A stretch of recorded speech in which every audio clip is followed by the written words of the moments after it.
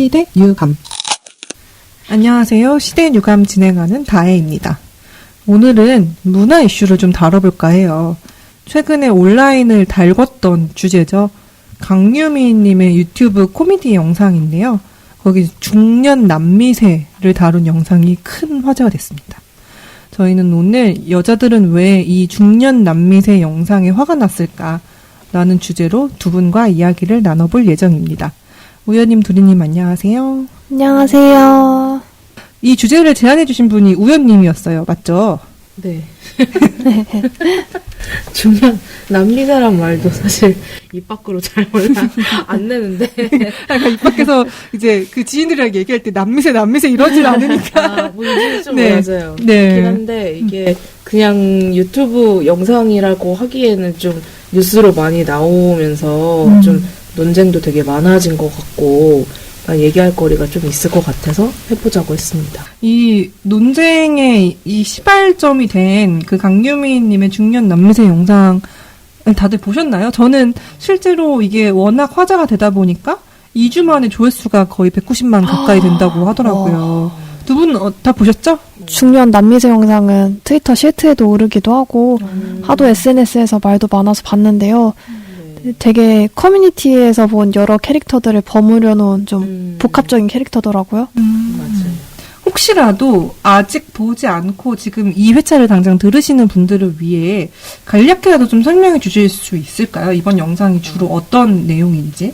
이게 남미세라는 게 그 남자의 미친 새끼의 줄임말인데 이게 최근 몇 년 사이에 엄청 많이 쓰는 것 같아요. 그쵸. 입 밖으로 낸 적이 없다고 하는데 그렇게 낸 적이 없다고는 할 수는 없을 것 같고 한 3년 전쯤에 저도 이제 친구랑 여행 가는데 뭐 친구가 막 어떤 뭐 연예인을 보고 막 뭐 이런 사람이랑 뭐 사귀었으면 좋겠다 이런 말을 해놓고 뭐 이제 나 너무 남미세인가? 막 이러는 거예요. 그때 나를 검열하는 네, 거구나. 그때 처음 이제 입 밖으로 좀 들었던 것 같은데 이게 몇 년 사이에 여성들이 많이 있는 온라인 커뮤니티에서 이제 글들이 올라오면서 좀 되게 많이 퍼진 것 같아요.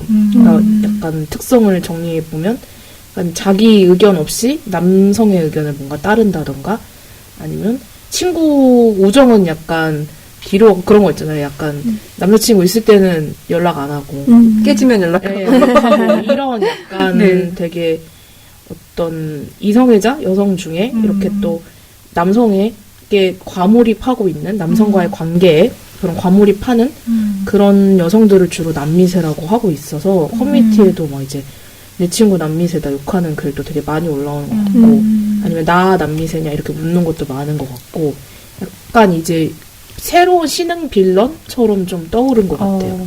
그래서 최근에 또 인상 깊었던 거는 이제 나는 페미니스트인데 근데 남미세야 이런 거를 좀 고백하는 에세이가 책으로 나온 것도 봤고요. 그게 약간 컨셉이 이런 거였어요. 페미니스트라서 그런 이성 연애가 이제 쿨하지 않은 시대인데 나는 사실 뒤에서 몰래 하고 있었던 거지. 그래서 그럼 나 남미세인가? 이러면서 이제 친구들에게 또 되게 뻘쭘해하고 그 딜레마를 약간 고백하는 그런 책이었는데 그 정도로 이거는 이제 그냥 온라인 밈이다 뭐 이렇게 하기에는 좀 되게 많이 퍼진 용어인 것 같고 이게 이번 중년 남미세 영상에서도 이제 논란이 있으면서 담론까지 좀 간 것 같아서 그러네요. 함의가 되게 많이 포함되어 있는 것 하자고 같아요. 했던 것 같고 그래서 강유미 씨도 사실 남미세 영상이 처음은 아니고 2년 전에 남미세에 빙의된 친구를 이제 컨셉으로 젊은 남미세를 그려내는 영상을 만들었는데 이번 영상에서는 이 아들이 있는 직장 상사인 관리자급인 여성을 이제 남미세 캐릭터로 설정을 한 거예요. 중년 남미세. 네.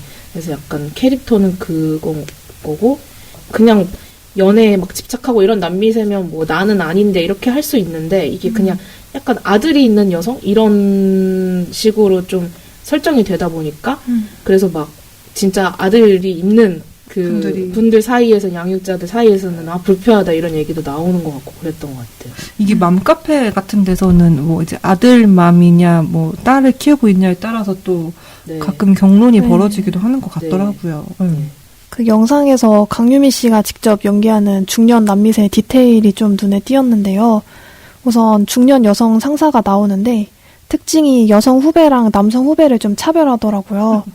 그 여성 후배에 대해서는 뒤에서 눈웃음 살살 친다고 욕하고 또 여성 후배의 동기인 남성 후배한테는 아들 같아서 마음 쓰인다라고 챙겨줘요. 그래서 여자 후배는 별것도 아닌 걸로 잡돌이하면서 남자 후배만 편애하는 그런 모습을 보여주고요. 아까 그 특징이 여성, 남성 후배 차별하는 거 말고도 그 아들을 키우고 있다는 게 특징인데 이 아들 사진 자랑하면서 연예인 시키려고 한다 사람들이 이러고 우리 아들 딴 년 줄 수 있을까? 나쁜 시어머니 완전이야 이렇게 하고 이게 막 걱정하는 게 아니라 그냥 나 어떻게 약간 이런 거잖아요. 아 그거 당연하지. 약간 이게 자랑하면서. 실제로는 걱정이 아니라 약간 진짜 그리고 아들 있는 사람이야를 걱정하는 투로 이렇게 하는 거니까. 그리고 이게 되게 편견이 있는 그런 말들도 되게 많이 하는데 예를 들면 막 딸은 그럼 아들에 비해서 뭐 감정 기복이 심하다 이렇게 하고 아들한테 그래서 자기는 여자애들이 때리면 너도 때리라고 가르친다 이렇게 약간 뭔가 잘못된 양육을 하는 것 같은 그런 발언도 하고 그 얘기 들어주는 여자 후배가 28살이라고 하니까 너 시집 가야 된다 이렇게 하고 그래서 이게 점점 코미디 스케치니까 어쨌든 점점 극화돼가지고 마지막에는 되게 엄청 이상하게 끝나요. 공포스럽게. 공포물로 끝나요. 그 음악이 나오면서 그막 남자 후배랑 친하게 지내는 여자 후배를 약간 질투? 그 동기인데 같이 들어온 걸 의심하면서 이제 회사에 막 몸이 좋다 이러면서 터치하면서 걔냐 나냐 막 이러면서 약간 얼굴이 다가오면서 그 영상이 끝나요. 그 지점을 넣은 게 그거 같아요. 그러니까 아들맘 전부가 그러신다는 건 아니고 이제 일부 아들맘으로서의 정체성을 굉장히 드러내는 분들 중에 그게 화제된 적 있었잖아요. 해시태그에 뭐 작은 남자친구 네네. 막 이렇게 쓴다고. 그러니까 아, 저 근데 그거 누가 쓰나 했는데 아니 근데 제 있더라고요. 제 친구가 썼어요? 그거랑 네. 막 그것도 보고 이제 거꾸로 딸 네. 있는 친구가 뭐 내 남편 새 여친 뭐 이런 거 그래서 이거 실제 쓰는구나 이래가지고 되게 신기했어요. 그러니까 그 포인트들을 다 캐치해가지고 네. 반영한 것 같아요. 그러니까 이게 사실 그 가족의 이런 관계들이 이성 관계가 아닌데 되게 그거를 이성애적 관계로 과잉 해석하면서 하는 거가 이제 아까 말씀해 주신 대로 사실 이성 연애가 되게 후지다고 평가되는 시대에서 더 튀고 진짜 약간 시대착오적인 사람 아니냐라는 이런 시선들이 다 깔려서 담긴 것 같아요. 네, 그런 것 같습니다. 그리고 강유미님 옷이나 이런 디테일도 막 묘하게 뭐였지 뭐 루이비통 머리핀인가 뭐 이런 거 이제 명품 머리핀이나 되게 블링블링한 핸드폰 케이스 막 이런 거 해가지고 약간 좀 그런 여성 페미닌하게 입는 뭔가 그런 거를 뭔가 또 연출을 하셨더라고요. 그래서 되게 그 마지막에 남자 후배한테 이렇게 그 장면이 약간 그 이성으로서 뭔가 다가가려는 그런 거를 꾸밈을 그때화해서 그렇게 보여주려고 그렇게 연출을 하셨더라고요. 이게 두 분의 설명을 종합해 보면은 사실 아까 말씀하신 그 아들맘, 그러니까 이 가족 관계를 되게 이성애적 관계로 치환하는 점 플러스 사실 그게 그냥 우리끼리 좋고 말면 상관이 없는데 두리님이 짚어주신 것처럼 다른 여성 후배를 이제 잡돌이하는 뭔가 그런 방식으로 이제 표출이 되니까 이게 약간 소위 여성 집단 안에서 혹은 그러니까 같은 여성인데 그러니까 다른 여성을 뭐 타자화하거나 배제하는 사람들 그리고 자신의 어떤 위치나 이런 거를 남성에 되게 빙의한다고 해야 되나요? 아무튼 남성에 굉장히 감정이입해서 보여주는 그런 여성들의 전형성을 다 이제 총체적으로 집약한 모습 아닐까 맞아요. 생각이 들었어요. 그리고 저도 이걸 이제 얘기를 들으면서 이제 떠오른 그 서브웨이 맘 짤이 있어요. 그거 뭔지 아세요? 네. 어르신들이 그 서브웨이 남자 알바생을 되게 막 짠하게 바라보는 약간 그걸 좀 그러니까 풍자하는 그런 만화 컷도 좀 생각이 그게 나기도 원래 만화는 해요. 아니고 뭐예요? 그 여초 커뮤니티에 올라온 글인데 아, 그거를 누가 이렇게 그린 그리신 거구나. 우리 회사 뭐 409 여직원들 서브웨이 갔다 맞아. 맞아. 근데 딸버린 나한테 이제 네. 샌드위치 먹어서 목 맥히니까 커피 타오라고 시킴. 그러니까 그 서브웨이 직원 중에 그 남자애한테는 감정이입을 하고 딸버린 나한테는 뭐 이렇게 뭐 이런 이건데 아무튼 온갖 최근 몇 년 사이에 이 밈과 이런 남미세라는 그 용어와 관련된 모든 것들을 다 그쵸. 총체적으로 좀 모아놓은 사실 말씀하신 대로 남미세 아들맘 뭐 이런 각종 뭐 서브웨이맘 뭐 이런 것들이 계속 나오고 있는데 이번 영상이 좀 유달리 이렇게 좀 난리가 난 이유는 뭐라고 보세요? 근데 이게 강유미 님이 하는 그 캐릭터들이 물론 케바케긴 하지만 네. 약간 좀 되게 타자화할 수 있는 아까 말한 도미걸도 그렇고 좀 그런 웃을 수 있는 그러니까 이게 약간 대상으로 삼고 있는 게 약간 크지는 않았거든요. 근데 이번에는 이 그 타겟이 약간 아들맘까지 그러니까 중년 여성까지 조금 그게 넓어지면서 좀 논란이 왔다 갔다 하면서 커진 것 같아요. 그러니까 이거를 젊은 여성들은 너무 재밌다, 풍자다 하는데 그 또 맘카페 반응이나 이런 거 보면 아 이런 사람 없는데 이러고 약간 불쾌해하고 이러면서 근데 거기다 또 이제 아닌데 이러면서 이제 또 반박을 하고 그러면서 조금 커지는 느낌? 네, 여기에 대한 반응들이. 맞아요. 네. 사실 그 예를 들어 말씀해주신 도밋걸 같은 경우에는 네. 사실 그 수가 되게 집약돼서 드러나서 막 온라인에서 뭐 도밋걸로서의 이거를 의견 주장을 표출하고 그러진 않잖아요. 네. 근데 이제 말씀해주신 대로 원래도 이 여초 커뮤니티에서 이 최근 몇 년 동안 기혼 여성과 미비혼 여성 간의 이 갈등. 서로 싸움과 갈등이 계속 돼 왔는 그쵸. 거에다가 플러스 의원님이 지금 짚어주신 것처럼 사실 우리가 중년 여성이라고 쓰긴 했지만 아들맘이라고 하면은 솔직히 저보다 어린 분들 중에도 이제 아들 이미 키우고 계신 분들이 계실 텐데, 그러니까 그 집단이 엄청 확대된 거죠, 사실. 그러면서 더 이제 부딪히는 그거 플러스 이제 온라인에 기존에 있던 갈등까지 합쳐져서 그래서 더 과열된 측면도 있는 것 같기는 해요. 근데 이제 또 여기서 저희가 주목해볼 지점은 이번 영상은 그 영상 자체도 영상 자체지만 그 남겨진 댓글이 화제가 됐어요. 그죠? 지금 유튜브 댓글에서 좋아요 순으로 정렬된 걸 보면 풍자의 대상이 된 거에 대해서 불쾌하다는 반응은 따로 없는 것 같고요. 대부분 영상에 공감한다는 내용이에요. 예를 들어 아들맘한테 여자애들 영악하다는 말 들어봤다든지 아까 우연님이 짚어준 것처럼 나쁜 시어머니 이야기다. 아니면 결혼을 한 번은 해봐야 된다. 차라리 한 번 갔다 와라. 같은 식으로 많은 여성들이 비슷한 이야기를 들었다는 경험을 공유하고 있더라고요. 결혼을 한번 차라리 해서 한 번에도 갔다 오는 한이 있더라도 네, 결혼을 해라라는 이혼을 말을 하더라도. 들었다는 네. 경험담이 올라오고 있다는 거죠. 우리 엄마도 그런데 약간 결미세 결혼 안 하는 것보다 돌싱이었다면. 맞아요. 특히 10대 여성 청소년들이 학교에서 겪은 좀 성희롱이나 여성 혐오 경험을 털어놓는 댓글이 너무 많은데 표현을 이게 차마 제가 네. 말로 옮기기가 좀 거칠어서 네. 그거는 생략을 하겠습니다. 어쨌든 그만큼 일상에서 겪는 불쾌한 경험들이 좀 누적돼 있다는 걸 느꼈어요. 그게 그러니까 10대 여성 청소년들이 학교 현장에서 같은 또래 남자친구들이 그 얼마나 예를 들어 뭐 성희롱 발언이나 이런 거 하는 거에 대해서 되게 그러니까 속수무책 당하고 있다는 그 분노가 이제 그 아들 엄마한테 갈 수밖에 없는 거죠. 사실 도대체 집에서 어떻게 교육시켰길래 그 분노가 사실 여기 다 담긴 거 아닐까? 어떻게 보면은 그냥 강유미 씨가 이제 단적으로 그냥 직장에서 직장 생활하는 그 40대 이상 아마 그 여성 직원으로 이제 풍자한 그 중년 남미세보다는 그 댓글이 더 진짜 현실이 적나라하게 반영돼 있다라고 생각을 했고 엄청 씁쓸하고 안타깝고 분노하기도 하고 그랬던 것 같아요. 그래서 저는 그 강유미 님이 그렇게 풍자하는 게 맞냐, 좋냐. 그러니까 이렇게 하면 저는 사실 솔직히는 잘 모르겠어요. 왜냐면은, 그러니까 이거를 100% 이런 방식으로 풍자해도 괜찮아라고 100% 동의하고 마냥 낄낄거리면서 웃음이 나오진 않더라고요. 저는 왜냐면은 이게 그냥 뭐랄까 굴절 혐오 같은 걸 만들어낸다라는 생각도 들고 어떻게 보면 그냥 허수아비 때리기에 불과하다라는 생각도 저는 들긴 했거든요. 근데 그럼에도 불구하고 이 영상이 이렇게까지 환호를 받는 거에 대한 그 기저에 있는 분노는 저희가 엄청 유의해서 읽어야 된다고 생각을 해요. 그게 여성 혐오적인 사회나 이 문화가 이 여성에 의해 재생산되는 구조 역시도 반복이 되고 있고 개선되지 않는다는 거를 그 댓글을 통해 이제 엄청나게 이제 분출을 해주신 거니까 그 지점은 왜 이게 개선되지 않을까라는 걸 같이 성찰할 수 있어야 된다고 생각을 하고, 그러니까 사실 예를 들어 그 풍자의 당사자가 돼서 발끈할 수는 있지만, 그러니까 당장 발끈한다기보다는 내가 안 그러면 사실 그만이긴 하잖아요.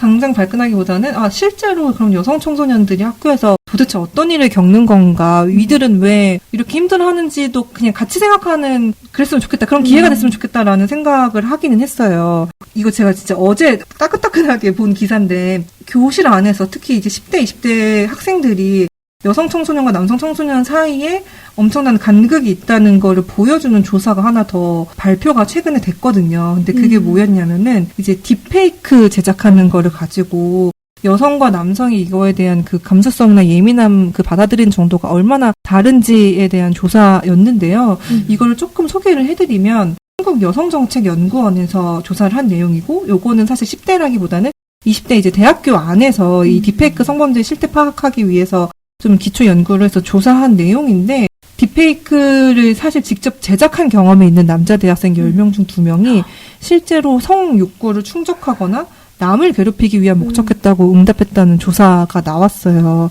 그리고 이제 사실 남학생은 여학생보다 이 딥페이크를 이제 성적으로 합성하는 게 범죄다라고 인식하는 비율도 좀 떨어지고, 이거를 제작하고 유포하는 책임이 그 실제로 제작하고 유포한 당사자에 있다는 시각보다는, 그러니까 시각도 있긴 한데 플랫폼도 문제고 사진 관리를 제대로 하지 못한 당사자에게 있다는 시각이 여성 대학생들보다는 조금 더 비율이 높게 나타났어요. 그 간극, 인식의 간극이 엄청 사실 존재하는 거고, 그 여성들은 계속해서 이 인식의 간극을 메울 책임들을 나라도 지지 않는 것 같고, 뭐 국회도 지지 않는 것 같고, 성평등도 영 마땅치 않고, 그러다 보니 또 사실 이 아들을 키워낸 엄마한테도 사실 가게 되는 거 아닌가, 이런 생각을 좀 많이 했습니다. 댓글에서 뭐 이제 본인이 겪었던 막 그런 것들을 쓰는 그 여성 청소년들 보면 네. 이제 뭐 그런 딥페이크나 뭐 교실에서 되게 그런 혐오 발언 같은 걸 들었거나, 네. 그래서 근데 교사들이 별로 뭐 거기에 대해서 문제의식이 없었다. 엄마들이, 네. 그러니까 주로 양육 엄마가 한다고 생각하고 엄마들이 거기에 대해서 문제의식이 없었다. 이거를 이제 지적을 하더라고요. 그러니까 그게 이렇게 연결이 되는구나 싶긴 했어요. 그러니까 이 영상을 옹호하는 사람들의 그 마음에는, 그러니까 이게 어쨌든 같은 여성인데도 이런 여성 혐오에 어떻게 보면 가담하고 있어, 너네도. 이런 분노? 이런 것들이 좀 들어있어서 그런 남미세의 모순을 이거는 풍자한 거다, 그러니까 이런 반응들로 이어지는 것 같고요. 실제로 이제 사회생활을 해서 이제 만난 분들, 근데 그러니까 중년 이제 여성 사회생활 하는 분들은 사실은 어느 정도 직급에 올라가신 분들이 많잖아요. 저는 남성 권력자에 되게 빙의한 것 같은 중년 여성들을 좀 많이 본 것 같아요. 그거는 그러니까 직장 문화나 사회가 여전히 당연히 가부장적이고 군대주의적인 문화도 되게 있고, 여전히 상하 위계도 굉장히 뚜렷하고, 그냥 아름아름 자기들끼리 계속 형님 동생 하면서 그 모든 조직의 이 상위 2호 분들은 자기들끼리 그렇게 이끌어주는 문화가 여전히 지배적이니까, 그런 생각은 그러니까 뭐 이해해 보려고 하면 그럴 수는 있죠. 사실 여성 개인의 입장에서, 그리고 우리보다는 조금 더 중년 여성일 경우에는 그 연령대까지 직장 생활을 하는 그 여성들이 많지 않아서 조금 더 외로운 처지에 놓여 있다는 것까지 고려를 하면 당연히 그 지배적인 문화를 혼자 막 바람의 혁명을 만들듯이 뚫고 바꿔나가는 게 힘들겠죠. 근데 힘든 걸 이해하면서도 그 안에서 되게 적극적으로 편성하는 모습들을 되게 많이 봤어요. 되게 여러 조직에서. 그래서 그런 분들의 또 특성 중에 하나는, 저는 그러니까 주로 우리가 소위 말하는 성공한 여성의 모습에서 그런 걸 되게 많이 봤는데, 내가 여성이라는 걸 좀 지우고 그분들이 되게 싫어하는 말 중에 내가 여성이라서 뭔가 양해를 받았거나 특혜를 받았다는 거에 엄청난 강박을 가지고 있어요. 나를 그렇게 뭐 묘사하거나 설명해주지 말아달라라고 요청한 경우도 전 되게 많이 봤고, 그래서 나를 굳이 여자로 분류하지 마. 나는 그냥 남성과 이제 동일한 선에서 동일하게 경쟁해서 여기까지 고생해서 올라온 거야. 근데 그 맥락이 이해가면서 동시에 그것과 동시에 남성과 자신을 되게 동일시하는 경향들을 유독 많이 본 것 같습니다. 물론 이게 저의 개인적인 관찰 경험이니까 뭐 절대 일반화할 수는 없지만요. 근데 이렇게 만난 여성분들 중에는 유달리 젊은 남성 직원에게 관대하고 호의적이긴 하구나 라는 생각은 저는 없진 않아요. 그런 느낌 받은 적이 있긴 있어요. 네. 저 이거 네. 그 저만의 경험일까 궁금해서 그 네. 연구를 예전에 찾아봤던 적이 있는데 그게 또 논란이 있더라고요. 이게 성공한 여성 그 상사들이 여성 후배들을 안 끌어주고 오히려 맞아요, 약간 맞아요. 경쟁 상대로 여기는 그런 경향이 있다. 그런 가설을 세워가지고 아예 이제 1970년대 이제 심리학이나 막 이런 데서 조직 아니면 조직론 이런 거에서 네. 보면 퀸비 신드롬이다 해서 그러니까 여왕벌 나 혼자 여자여야 돼 이런 그 경향이 있다. 이걸 진짜 가설을 세우고 막 연구를 한 거예요. 그래서 네. 어떤 사람은 그걸 되게 진화의 개념으로 보기도 하고 어떤 사람은 그런 현상이 있긴 한데 아까 말씀하신 것처럼 근데 이건 약간 생존 전략이다. 그 사람들 거기까지 올라가려면 되게 남성적인 여겨지는 특성을 가져야 되고 같이 담배 피러 가고 막. 나는 다른 여자랑 달라라고 분리를 해야 되기 때문에 어떻게 보면 그 자리까지 가게 된 생존 전략이다. 이런 얘기도 있고 아예 근데 사실 그런 여왕벌 현상 같은 걸 부정하는 연구도 있고 그리고 그 용어 자체에 이제 지적하는 사람들도 있고 왜냐면 이게 좀 비슷한 건데 약간 이것도 여적여잖아요. 그러니까 여성의 시샘 많아가지고. 저기 여성인 네. 것처럼 보이게 하고 뒤에 빠져있는 남성들, 주요 관리직들, 그런 여성들을 주요 관리직에 그냥 시혜처럼 앉히는 또 그런 남성들에게는 책임이 없는 것처럼 약간 보이게 한다. 이 명명 자체가. 이런 네. 얘기들도 좀 있었어요. 그러니까 사실은 우리가 경험하면서 그런 걸 느꼈지만 저는 그 생존 전략이라는 그 해석이 조금 더 공감이 되긴 하더라고요. 이거를 동일시 했을 때 내가 여성이라서 뭔가 혜택을 받았다 이런 느낌을 되게 받기 싫어하고 그거를 계속 강조하다 보니까 남자들은 이제 남자 후배들 끌어주는 걸 남자를 끌어준다 이렇게 생각하지 않잖아요. 근데 그쵸. 여성들은 여자 그거를 끌어주는. 사실 더 이중으로 생각해서 맞아요. 내가 저 후배를 여자라서 끌어주는 거야 라고 보여주기 싫어서 조금 더 그렇게 하는 경향도 저는 있다는 맞아요. 생각이 들더라고요. 이렇게 많은 분들이 현실에서 이런 유형을 실제로 겪었다는 뜻이니까 이 캐릭터가 완전히 허구라기보다는 현실에 존재하는 그런 특정 유형을 좀 포착한 풍자라고 인정해야 될 것 같아요. 방금 드리님께서는 이제 풍자라는 점을 인정해야 될 것 같다고 말씀해 네. 주셨는데 어때요? 이게 풍자의 영역일지 아니면 또 다른 쪽에서 비판하는 것처럼 이렇게 하는 건 그냥 조롱에 불과하지 않냐라는 지적도 있는데 좀 어떻게 생각하세요? 근데 이게? 풍자라고 느끼는 사람들 입장에서는 그냥 어쨌든 직장 내에서 나보다 높은 지위를 갖고 있는 같은 여성이지만 어쨌든 상사이고 뭐 이런 맥락에서는 좀 권력자로 볼 수 있고 그러면 그거는 권력 위를 향한 얘기니까 풍자라고 볼 수는 있을 것 같아요. 그래서 아까 말한 것처럼 그 댓글에서도 어떤 뭔가를 제재할 수 있는 권위를 가졌는데도 그걸 안 하는 막 그런 학교 선생님이나 이런 사람들에게도 막 분노를 표하는 댓글이 있었잖아요. 그래서 그렇죠. 풍자적 성격이 있다고 보긴 해야 될 것 같아요. 이게 풍자냐 아니냐를 약간 구분하는 통상적으로 구분할 때 이게 이 차별을 받는 구조를 드러내서 그 구조의 윗단에 있는 사람들을 장으로 끌고 나오느냐 아니냐를 두고 많이 하니까요. 말씀해 주신 대로 이게 단순히 여성인 거에 머물지 않고 이게 나이상, 연차상, 짬밥상 약간 어느 정도 그 위에 있는 분들이 제 역할을 하지 않는 거 아니냐라고 묻는다고 보면은 뭐 풍자로 볼 수 있는 지점도 있긴 하겠죠. 여성신문에서 이거 인터뷰한 기사를 하나 봤는데 그것도 네. 이제 온라인 여초 커뮤니티에서 그 남초 댓글들을 분석한 그 연구팀 인터뷰를 했는데 그분들도 이 비판에 초점이 되는 게 어쨌든 그 명예 남성 아까 말한 그런 쪽에 조금 맞춰져 있어서 뭔가 가부장적인 제도, 남성 중심적인 사회 이런 거를 조금 더 겨냥하고 있어서 풍자적인 성격이 있다 이렇게 또 그분들도 주장을 하시긴 하시더라고요. 조금 우리가 너그럽게 본다면 중년 남미세도 사실은 결국엔 이 가부장제에 너무 익숙해져 버린 피해자. 그렇죠. 그 사실 이제 피해자가 가해자가 되는 경우가 드문 건 아니기 때문에 이제 그런 거 아닐까라고 볼 수 있는 지점도 있을 것 같고 저는 파급력 있는 이 논란을 다룬 어떤 칼럼이나 기사들 중에서 그 경향신문의 이진송 씨가 쓴 칼럼이 조금 와닿아서 되게 흥미롭게 읽었거든요. 이게 약간 저 안에서도 되게 혼란스러운 생각을 하고 있을 때 좀 저와 맞는 톤으로 이걸 싹 정리해 주셔가지고 되게 끄덕끄덕하면서 읽었는데 어쨌든 그러니까 이걸 기억해야 되는 게 중요한 것 같아요. 이 영상 댓글에 나와 있는 분노를 고려할 때 표면적으로는 이 중년 남미세라는 한 여성에 대한 비판으로 이어지고 있긴 하지만 이것은 사실 이 기저에 깔려 있는 거는 청년 남성을 어떤 성숙한 시민의 일원으로 길러내지 못한 우리 사회 전체의 실패가 놓여 있다. 그러니까 어쨌든 이거를 우리가 인지한 상태에서 또 이 영상을 소화할 필요가 있는 것 같기는 하거든요. 그러니까 이거를 완전히 배제한 채 그냥 오롯이 중년 여성, 아들이 있는 중년 여성에게만 사실 화살을 돌릴 경우에는 사실은 공허하지 않나라는 그런 생각이 들긴 합니다, 저는. 그쵸. 네. 근데 또 거꾸로 약간 그 흔히 말하는 또 아들맘이라고, 네. 그러니까 왜 이렇게 막 아들에게 더 감정이입을 하느냐, 그 남편에게 감정이입을 하냐, 그게 가정 내에서의 또 명예 남성이라고 비판을 받는 그런 지점이잖아요.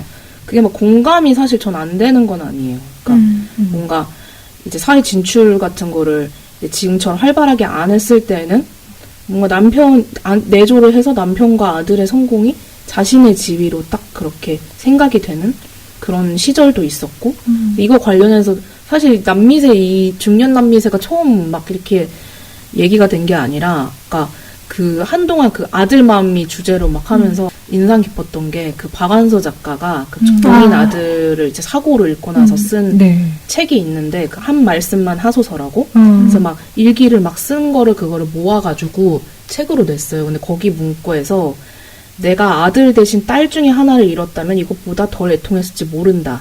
그래서 그게 되게 엄청 또 화제가 됐었어요. 약간 그게 막 찍혀가지고 짤로. 그래서 이게 박완서 작가는 이런 아들 마음에 이런 마음을 이렇게까지 드러냈다, 솔직하게. 이러면 어떤 사람은 이게 아들 맘이다. 그러니까 이렇게 하고 막 이러면서 논란이 있었거든요. 작가님께서 그런 문장도 있지 않았어요? 내 아들을 낳음으로써 비로소. 그거는 이제 소설에 나오는 문장이고, 네. 꿈꾸는 인큐베이터라는 네, 소설에 나온 네. 거고, 이거는 본인 진짜 수필을 그렇게 쓴 거니까, 본인이 엄청 힘들어서 딸 집에 가서 살게 되거든요. 그 아들을 잃고 나서. 근데도 네. 그 딸을 보면서 아들 생각을 하면서 그런 생각까지 했다, 이렇게 쓰는데, 어떻게 보면 되게 박완서 작가 스스로가 약간 그런 걸 되게 잘 드러내는 사람이니까 네. 이제 그 문구 가지고도 되게 논쟁이 많았거든요. 그래서 사람들이 저게 되게 진짜 약간 그런 여성 혐오를 막 내면화한 여성 그걸 진짜 그대로 드러냈다 저 시절에 막 이런 얘기들도 있어가지고 사실은 막 이 논쟁이 막 갑자기 나온 것 같진 않고 계속 이런 플로우 하에서 이번에 좀 폭발이 된 것 같다 이런 생각을 해봤습니다. 남미세라는 단어가 처음 등장하고 이게 퍼지게 된 데는 어쨌든 여성들이 느끼는 공통의 분노 지점들이 있으니까 그렇게 된 것 같아요. 남미세라는 표현만 생각을 해보자면 되게 이게 저는 90년대 생인데 약간 이 동년배들한테는 그 생애 주기가 이제 갈라지는 게 결혼 출산인데 그쵸, 그 시점에. 막 엄청 그러니까 막 비출산 뭐 비연애 이것까지는 아니더라도 어쨌든 좀 페미니즘이 되게 대두되고 페미니즘 리부트라고 되던 그 시기에 같은 그런 길을 걸어가는 줄 알았는데 갑자기 막 결혼을 막 하고 막 이러면 결혼 안 한 사람 입장에서는 갑자기 배신감을 느끼게 된다 이런 말을 되게 많이 해요. 그러니까 실제로 뭐 예를 들면 그 뭐 생활 웹툰이나 아니면 여성 유튜버들이 갑자기 이제 연애하거나 남자친구 등장하거나 결혼합니다 이러면 이제 갑자기 구독을 막 끊어버린다든지 그러니까 이게 연애나 결혼이 필수가 아니고 사실은 안 해도 돼라는 그런 같은 길을 가고 있는 줄 알았는데 그 세계로 뭔가 떠나버린다고 했을 때 나랑 친구 아니었어? 약간 이런 느낌이 든다는 거죠. 그래서 되게 이거 감정적인 용어라고 또 생각을 저는 하거든요. 그래서 아까 말했듯이 친구들이 되게 자기 비하하는 용어로도 쓴다고 했잖아요. 네네네. 친구가 이제 작년에 결혼을 하고 막 이랬는데 막 본인이 결혼을 하는 걸 자꾸 약간 난 어쩔 수 없는 남미 생각 약간 이런 식으로 계속 본인을 엄청 약간 자조하는 거예요. 그러니까 뭔가 그걸 말하는 사람들 스스로도 약간 이거 무슨 연대를 깨는 행위처럼 약간 얘기를 하고 있다는 게 우리 동년배들의 이 감각이 들어가 있는 용어긴 하다 이게 이런 생각이 들긴 했어요. 근데 제가 이 녹음 앞두고 계속 고민을 하면서 예를 들어 이게 막 헤테로섹슈얼인데 이 여성끼리 연대를 하는 것과 내가 헤테로섹슈얼로서 되게 자연스럽게 어떤 애정을 어떤 사랑하는 이성애적 사랑을 하는 것이 제 입장에서는 그러니까 저도 그 2015년에 그 리부트 시기를 같이 건너오긴 했지만 충돌되는 거나 되게 배타적인 욕망은 아니라고 생각을 하거든요. 실제로 뭐 기혼하신 여성분들 중에서도 가부장제 안에서 싸우고 계시는 분들도 사실 결혼하고 그 기혼 안에서 가족 안에서 어떤 제도나 문화를 바꿔나가는 투쟁도 사실 저는 필요하다고 생각을 해서 그런 활동을 하시는 분들도 사실 대단하다고 생각을 하는데 요게 사실 최근에는 더더욱 그러니까 서로 배타적이고 이제 우리는 결코 연대할 수 없는 강을 어떤 건너버린 그런 집단처럼 여겨지는 게 좀 안타까운 것 같아요. 왜냐면 모여서 힘내도 사실은 부족한데. 힘든데. 그러니까 약간 네. 그거를 되게 싫어하는 것 같아요. 얘기의 대화 주제가 재미없어진다 이런 얘기를 많이 하거든요. 그런 기혼과 이제 기혼과는 미혼, 나는, 이렇게 미비혼이 할수 없다, 만나면, 이런 네, 거는. 네, 네. 자꾸 분위기 깬다고 생각하는 거죠. 분위기라기보다는 아까 유튜버나 웹툰이나 이런 것도 네. 절독하는 이유가 콘텐츠 내용이 나로 시작하는 내용이 아니라 남편으로 시작하는. 네, 아이, 그러니까 남편. 나의 주체성이 떨어진다는 거예요. 그러니까 어. 결혼해도 너는 똑같이 너가 해왔던 뭐 되게 좋겠는데. 자기개발적인 거면 갓생 어떤 어. 운동 막 이런 걸 하는데 그게 뭔가 다 무너지는 것처럼 보여서 거기에서 이제 배신감 그리고 약간 사라지는 것 같다. 그 주체성이 그런 감정을 갖고 있는 것 같아요. 제 생각에는. 내 친구 나랑 비슷한 고민하고 있는 네, 내 친구인 네, 줄 네. 알았는데, 사실 좀 달라지긴 하잖아요. 그렇죠, 약간 그렇죠. 고민의 네, 그런 네, 결이나 네, 이런 네, 것들이.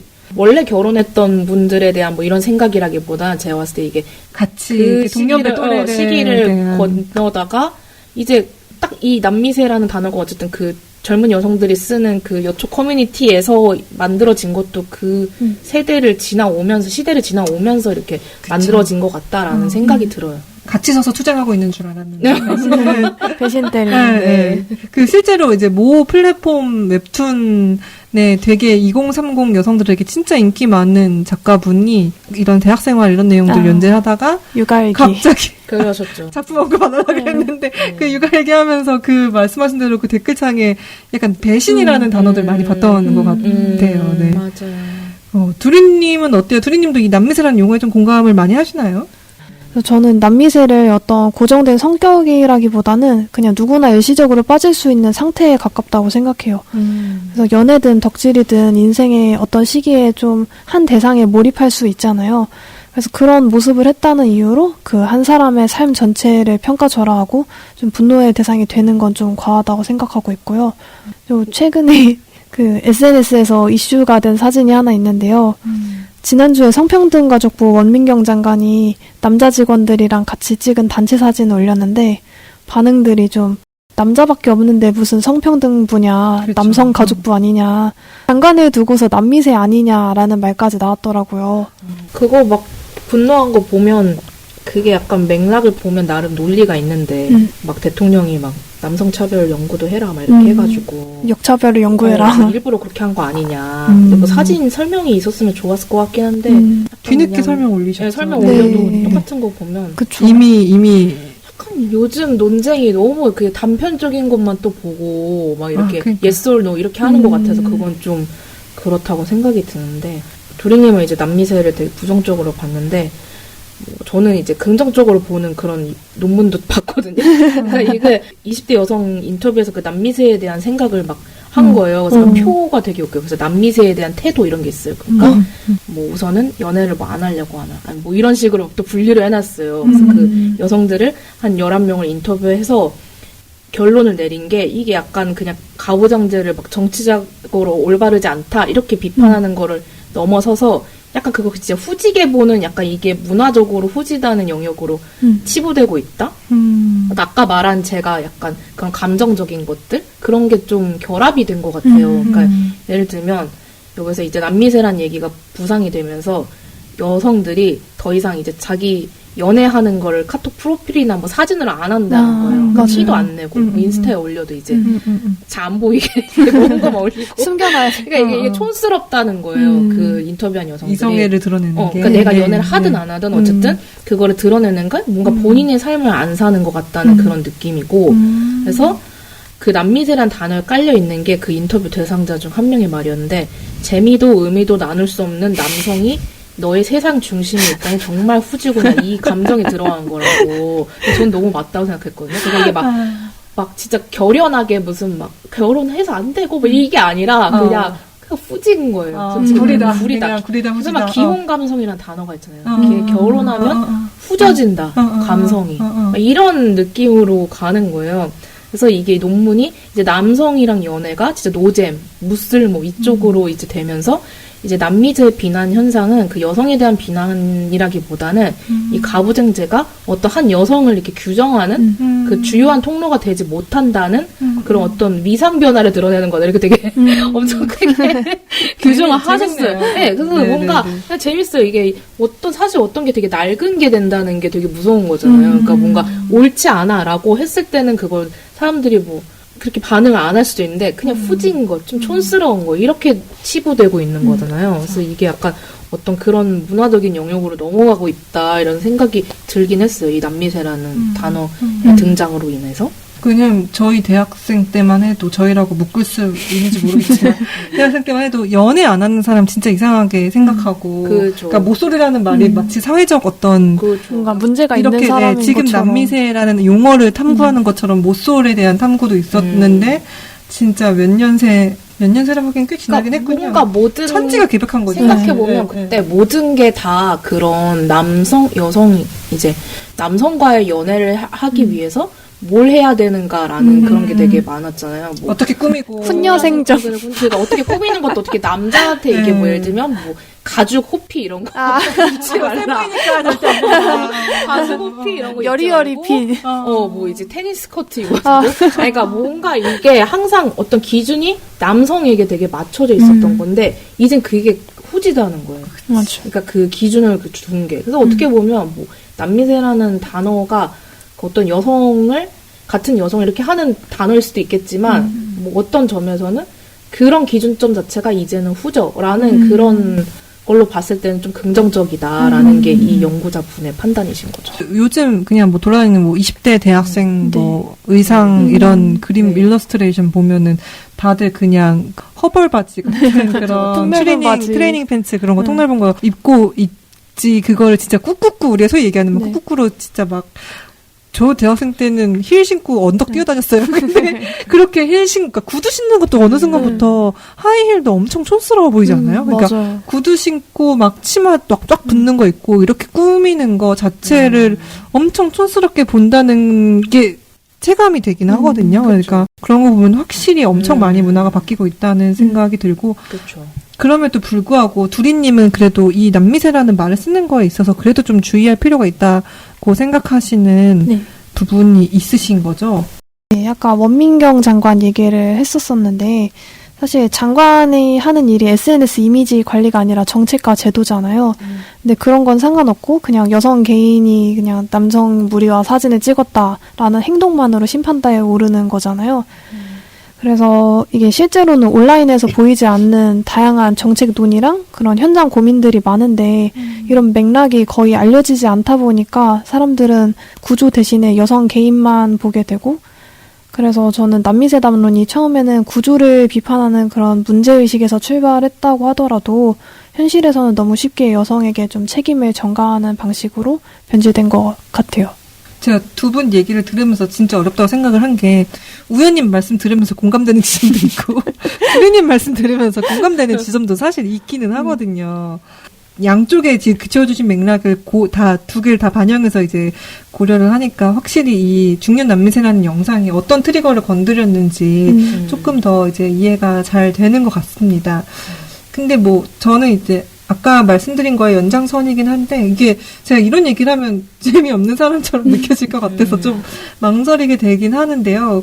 그래도 남미세든 명예 남성이든 어쨌든 이게 가부장제라는 이 어떤 되게 거대한 맥락 속에서 탄생한 어떤 밈, 용어이들이고 그래서 그 사람들이 택하는 어떤 행동을 그거를 이제 풍자한 걸 보고 웃는 게 죄는 아니죠. 뭐 웃을 수 있죠. 저도 뭐 강유미님 천재구나 약간 이러면서 그 웃었네. 그거 뭐 근데 이제 그렇다고 그게 이제 어떤 개인을 비난하는 데서는 그치지 않았으면 좋겠다라는 생각을 많이 해요. 그래서 그냥 우리가 그 영상을 보고 뭐 즐겼다고 해도 그러니까 거기서 한 발 더 나아가서 이런 가부장제나 이 여성 혐오를 재생산하는 행위가 사회적으로 결국은 어떤 영향을 끼치는지를 더 자주 이야기할 필요성이 있다고도 생각이 들거든요. 이게 약간 밈화만 되고 이제 끝나버리면 아까 그 원민경 장관님의 어떤 되게 많은 다양한 직원들과의 일상 중 그 일부 한 컷이 논란이 되면서 성평등부가 추진하려고 했던 뭐 정책들이 좀 가려지는 부작용이 있을 수 있듯이 이거와 밈화만 되면은 그냥 그런 중년 여성 한 명을 혹은 몇 명을 비난하는 것 그 이상은 될 수 없다라는 생각이 들거든요. 그래서 그냥 개인이 개인을 서로 비난하거나 조롱하는 데서 끝나지는 않고 그러니까 그렇게만 끝나면 좀 찝찝하고 아쉬울 것 같아요. 저도 아까 이게 풍자의 성격도 있다고 하긴 했지만 이게 구조적 산물이라는 맥락이 충분히 전달되지 않으면 비판의 화살이 좀 개인을 넘어서 여성 집단 전체로 쉽게 변질될 위험이 있다고 느꼈어요. 그래서 이 영상이 소비되는 방식에 따라서는 좀 조롱으로 기울 수 있는 콘텐츠 같고요. 댓글을 보면서 또 느낀 건 비판이 아들, 엄마한테 집중될수록 또 자연스럽게 양육 책임이 여성에게만 전가된다는 점이었어요. 애를 엄마 혼자만 키우는 건 아니잖아요. 어쨌든 이것 또한 구조를 비판하는 담론이 개인 여성에게 또 부담을 떠넘기는 방식으로 작동할 수 있고 그래서 저는 중년 남미세 캐릭터가 가진 약간의 위험성을 보여준다고 생각해요. 웃자고 한 거에 다큐를 얘기하는 것 같긴 한데 그래서 원래 약간 자꾸 웃음은- 망설여져요. 근데 웃음은 원래 공평하지 않으니까 맞아요. 그래서 아까 말씀하신 뭐 그게 여성 책임으로 또 이렇게 전가된다? 이거는 사실 그래서 제가 그 작년에 칼럼에서 그런 얘기 썼었는데 이게 풍자할 대치마문 있는데 대치파파가 없는 거잖아요. 맞아요. 제가 그래서 대치파파 어디로 갔냐 썼는데 그 또 대치파파께서 저한테 메일을 그때 보냈어요. 그래서 자기는 피해자다. 자기는 교육에 있어서 의견을 낼 수가 없다. 왜 대치파파가 무력한지도 뭐 짚어라. 뭐 이런 거였는데 그래서 제가 말하고 싶은 게 그거였어요. 라고 또 메일을 보냈거든요. 그러니까 어떤 교육과 돌봄에 있어서는 가정에서 여성이 그거를 맡게 되는? 그러니까 그거는 그 대치파파님은 자기가 무력하다고는 얘기했지만 그게 무력한 건가? 그렇게 역할이 계속 그렇게 배분되고 있는 거에 대해서 나는 문제 제기를 한 건데 그럼 이 대치파파님이 말씀하신 것과 내가 말하는 게 그렇게 다른 건가? 라는 또 생각이 들었거든요. 그러네요. 그래서 어쨌든 이게 약간 교육과 돌봄은 여전히 여성의 역할로 간주가 되니까 이 대치맘은 욕을 먹어도 같이 욕먹을 대치파파는 없는 거예요. 대치파파는 되게 짠한 사람이 되는 거죠. 라이딩 그냥 해주고 이런 사람으로. 열심히 예, 돈 벌고. 그래서 어쨌든 어떤 캐릭터가 웃음거리가 되는 사이에 뭐가 가려지고 있는지 아까 말한 것처럼 어떤 게 가려지고 있는지 그래도 한 번은 생각해봤으면 좋겠다라고 해서 그냥 웃자고 올린 거에 이렇게 다큐로 얘기를 해봤고 언론사 특 다큐. 네, 그래서 뭐 아까 사실 그 교사들 뭐 방관 이런 것도 사실 근데 교사들이 또 그런 페미니즘 얘기나 이런 거 성평등 교육을 하려고 해도 사실은 이게 또 어떻게 보면 편향된 얘기다, 정치적 얘기다 이런 식으로 민원이 들어오고 그래서 점점 더 이런 얘기를 못 하게 되고 이런 얘기를 저도 취재하면서 교사분들에게 되게 많이 듣거든요. 그러니까 사실 이런 부분들도 좀 같이 논의가 돼야 되는 부분이라고 저는 생각을 합니다. 네. 사실 이게 막 되게 명확하게 선을 그을 수는 없는 문제인 것 같아요. 근데 다만 어렵지만 저희가 오늘 이야기를 나눈 것처럼 뭐 이제 한번 깔깔거리고 뭐 속 시원하다라고 이제 그 영상을 보셨으면 그 이후에 남는 것들에 대해서는 좀 같이 생각해보고 고민해보는 시간이 있으면 좋겠다는 생각이 들고 저희도 오늘 이제 그런 얘기들을 좀 이제 나눈 것 같아요. 그래서 이 열광하는 정서를 사실 10분 이해하면서도 왜 이 마냥 웃거나 통쾌하지 않을까 라는 거에 대해서 각자가 조금 고민해보는 그런 계기가 됐으면 좋겠다라는 생각도 들고 제가 앞서 언급한 이진송 씨 칼럼에서 되게 공감한 지점이 있어서 그걸 한번 공유드리고 싶어요. 그걸 제가 그대로 한번 읽어보면 중년 남미세나 MG, 대치맘이 풍자인지 조롱인지 판단하는 것보다 어떤 캐릭터가 마음 놓고 욕해도 되는 욕바지로 도마에 오르는 과정과 선별 배경을 이야기하고 그것이 현실의 혐오로 이어지지 않도록 합의하는 감수성이 더 필요하다. 여기서 되게 많은 공감을 했던 어떻게 보면 우리가 이거를 보고 남는 어떤 우리의 과제를 생각해 볼 수 있는 것 같습니다. 저희는 그러면은 다음 시간에 또 재밌는 주제로 다시 찾아오겠습니다. 안녕. 안녕.